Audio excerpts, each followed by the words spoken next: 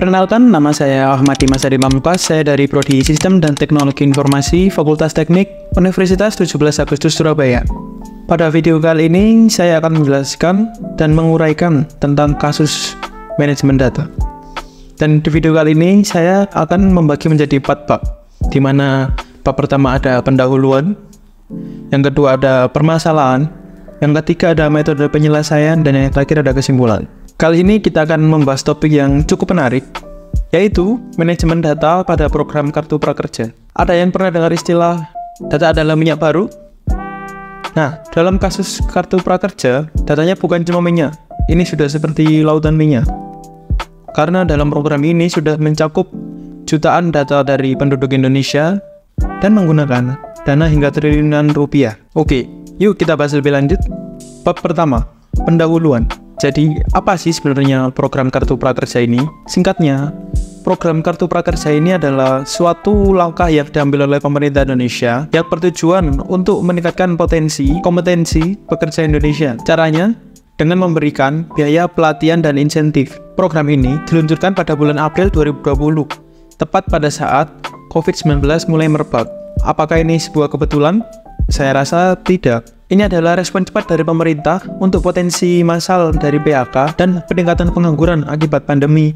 Dan tahukah kalian bahwa dalam setahun pertama saja program ini sudah menyerap anggaran hingga 20 triliun rupiah, di mana itu setara dengan anggaran untuk membangun 2000 km jalan tol. Lihat grafik ini.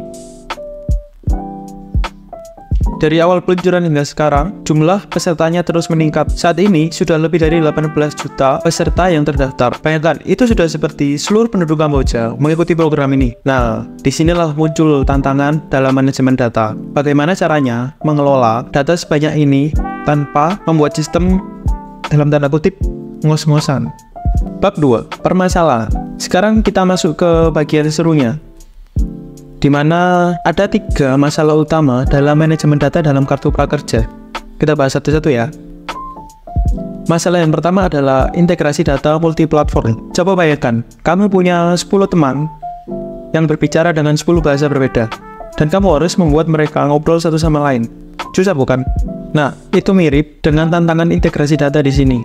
Karena dalam program Kartu Prakerja ada banyak pihak yang terlibat. Contohnya ada portal pendaftaran online, 8 platform pelatihan digital, sistem pembayaran dari 5 bank berbeda, data dari Kementerian Ketenagakerjaan, data dari Dukcapil untuk verifikasi identitas. Bayangkan saja, bagaimana caranya supaya beberapa pihak ini bisa berbicara atau ngobrol dengan lancar, tanpa bingung. Ini tantangan pertama dan terbesar dalam program Kartu Prakerja sendiri. Masalah yang kedua adalah validasi dan verifikasi data peserta. Oke, sekarang bayangkan kamu menjadi satpam di suatu mall yang cukup besar.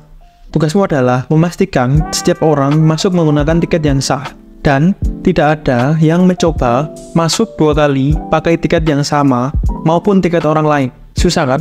Nah, itu mirip dengan tantangan verifikasi data peserta dari Kartu Prakerja sendiri. Ada jutaan orang mendaftar, dan kita harus memastikan yang pertama, semua peserta memenuhi syarat dari umur, status pekerjaan, dan lain-lain. Yang kedua, tidak ada yang mendaftar lebih dari 1 kali. Yang ketiga, data yang diinput harus benar-benar valid. Dan faktanya, pada gelombang pertama saja sudah ada 1 juta pendaftar yang ditolak karena tidak memenuhi syarat atau data tidak valid. Itu setara dengan 3 kali populasi Surabaya. Dan masalah yang ketiga adalah analisis dan pelaporan data. Sekarang, bayangkan kamu jadi manajer toko online. Kamu harus tahu berapa banyak barang yang terjual, siapa yang beli, dan apakah mereka puas dengan produk tersebut. Nah, dan tantangan analisa data dari Kartu Prakerja sendiri ini mirip dengan kasus yang saya ceritakan ini tadi, tapi skalanya jauh lebih besar. Karena ini satu Indonesia. Kita perlu tahu berapa banyak peserta yang sudah ikut pelatihan apa yang paling populer, apakah peserta merasa terbantu dengan program ini, dan yang terakhir adalah berapa banyak peserta yang sudah sukses bekerja setelah melewati program ini, dan berapa banyak peserta yang sudah memulai usaha sendiri setelah mengikuti program ini. Dan semua ini harus dilihat secara real time. Gampang? Tentu saja tidak. Bab 3, metodologi penyelesaian. Kita sudah masuk ke bab 3, di mana kita akan membahas metodologi dari penyelesaian masalah-masalah tersebut. Bagaimana sih cara menyelesaikan masalah-masalah tadi? Mari kita bahas. Metode penyelesaian untuk masalah pertama, yaitu integrasi data multi-platform. Yang pertama, dibuat implementasi data terpusat. Ini seperti membangun sebuah power perpustakaan, di mana semua data-data tadi dikumpulkan. Lalu, menggunakan API atau biasa disebut Application Programming Interface untuk integrasi real time. Ini seperti memberi setiap data translator pribadi. Jadi mereka bisa berkomunikasi satu sama lain dalam bahasa yang sama, dan perangkat keras yang digunakan pastinya server-server canggih yang bisa menangani data dalam jumlah besar. Kita berbicara tentang ratusan server yang bekerja selama 24 jam per 7 hari untuk memproses semua data ini. Dan faktanya, tahukah kalian bahwa sistem ini mampu memproses lebih dari 100 transaksi per detik? Itu seperti mendownload 250 lagu MP3 setiap detik. Untuk metode penyelesaian dari masalah kedua, yaitu verifikasi dan validasi data, pertama yang dilakukan adalah pengembangan algoritma machine learning untuk deteksi anomali. Ini seperti melakukan pelatihan kepada anjing-anjing pelacak super canggih untuk mendeteksi data-data yang mencurigakan. Lalu langkah kedua, integrasi dengan database kependudukan nasional. Ini memastikan data peserta valid. Bayangkan seperti cross-check KTP digital secara otomatis. Lalu di langkah terakhir, perangkat lunaknya. Ada TensorFlow untuk Artificial Intelligence dan ada PostgreSQL untuk database-nya. TensorFlow itu seperti otak AI-nya, sementara PostgreSQL digunakan untuk lemari arsip digitalnya. Contoh konkretnya dari penyelesaian ini adalah sistem ini bisa mendeteksi jika ada orang atau peserta yang ingin mendaftar 2 kali dengan nick yang sama dan nama berbeda secara real time. Jadi ini sangat membantu untuk penyelesaian dari masalah tadi, karena untuk menghindari kecurangan dari setiap peserta. Untuk metodologi penyelesaian yang terakhir, yaitu untuk analisa dan pelaporan. Langkah pertama adalah implementasi dashboard analitik real time. Ini seperti kokpit pesawat yang menampilkan semua informasi penting dalam satu layar. Langkah selanjutnya, penggunaan big data analytics untuk mendapatkan insight dari program. Ini seperti punya asisten super pintar yang bisa menganalisis jutaan data dan memberi kamu ringkasannya dalam bahasa manusia secara otomatis. Kalau untuk perangkat lunak yang digunakan, di sini menggunakan tab layout atau Power BI untuk visualisasi dan Hadoop untuk pemrosesan big data. Tab layout atau Power BI itu seperti pelukis untuk menggambarkan chart secara cantik menggunakan data mentah. Sementara Hadoop adalah kalkulator raksasa yang bisa menghitung jutaan angka dalam sekejap. Contoh nyata dari implementasi metodologi penyelesaian ini adalah, dengan sistem ini, pemerintah bisa tahu dalam hitungan menit jika ada lonjakan pendaftaran di daerah tertentu.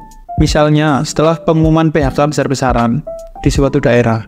Oke, kita masuk ke kesimpulan. Jadi, apa yang bisa kita pelajari dari semua ini? Ada 5 poin penting.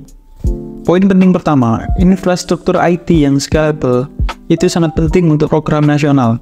Bayangkan saja, jika kita pakai sistem yang hanya bisa menghandle 1000 orang, tapi tiba-tiba ada 1 juta orang yang ingin mengakses ataupun mendaftar, bisa-bisa sistemnya tidak mengatasi dari lonjakan tersebut.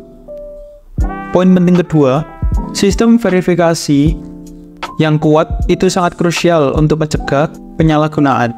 Ini seperti security check di bandara. Kalau tidak ketat, bisa saja para penumpang membawa barang-barang ilegal masuk ke dalam pesawat. Dan dalam kasus kartu prakerja, barang ilegalnya adalah data palsu atau pendaftaran ganda. Poin penting ketiga, analisis data secara real time itu sangat digunakan untuk pengambilan keputusan. Ini seperti punya kemampuan untuk membaca suatu program, di mana kita sudah mengetahui masalah sebelum masalah tersebut terjadi. Poin penting keempat, keamanan data adalah nomor 1. Bayangkan kalau 18 juta data bocor. Itu bukan cuma masalah privasi, tapi bisa menjadi bencana nasional. Poin penting kelima, integrasi data lintas instansi bisa membuat program pemerintah jadi lebih efisien. Ini seperti sebuah orkestra. Apabila setiap pemainnya bermain sendiri-sendiri, yang dihasilkan hanyalah suara berisik. Tapi kalau semua bermain bersama dengan harmonis, itu akan menghasilkan suatu musik yang indah. Nah, kita sudah di akhir video. Itu adalah sedikit pembahasan tentang manajemen data dalam program Kartu Prakerja. Menarik bukan? Ternyata di balik sebuah program yang kelihatannya sederhana, ada banyak kompleksitas dalam pengelolaan datanya. Jadi, di lain waktu apabila kalian daftar prakerja ataupun program pemerintah lainnya, ingat ya bahwa di balik layar ada sistem canggih yang memproses data kalian. Ini bukan sulap, ini manajemen data. Semoga video ini bermanfaat. Terima kasih. Technological disruptions, climate change, COVID-19, geopolitics, and inflation have presented additional challenges for the problems of inequality, unemployment, and low economic growth. These disruptions have threatened jobs and welfare of many, especially those who are poor and vulnerable. Without government intervention, inclusive, resilient, and sustainable development will not happen. Indonesia's Kartu Prakerja program is a humanitarian mission with empowerment at its core, involving education, employment, and entrepreneurship. As the fourth largest population in the world, Indonesia will have a surplus in the workforce by 2045. But in reality, there are less qualified workforce available in the market. In 2019, there were 135 million workforce. 90% of them have not taken training of any kind. This number indicates an urge for good quality training, but the availability of capital, time, and information became obstacles. In just 3 months, Kartu Prakerja was able to create and implement a large integrated ecosystem. Public-private partnerships with training institutions, universities, NGOs, business associations, as well as banks and fintech are obviously needed. In Kartu Prakerja, each participant can register independently, choose training according to their interests and needs, and pick a bank account or e-wallet to receive cash incentives with an end-to-end digital process and beneficiary-centric approach. Bottom-up or on-demand approach is used to ensure only motivated individuals join the program. The use of digital technology makes learning can be done everywhere, making it easier for women and people with disabilities to participate. Thousands of well-assessed training programs are needed to be on board in our ecosystem in order to give choices for the people who come from many different backgrounds.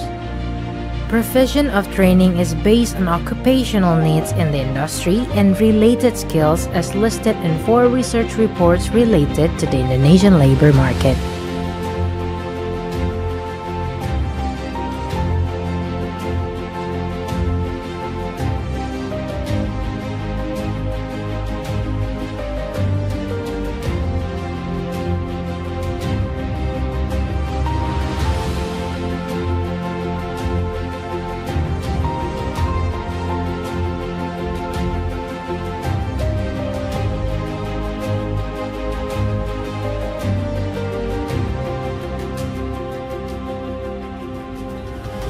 Indonesia's digital and employment assistance programs, Kartu Prakerja, has demonstrated how partnering with digital training institutes, job platforms, online marketplaces, and fintechs helped support over 11 million beneficiaries.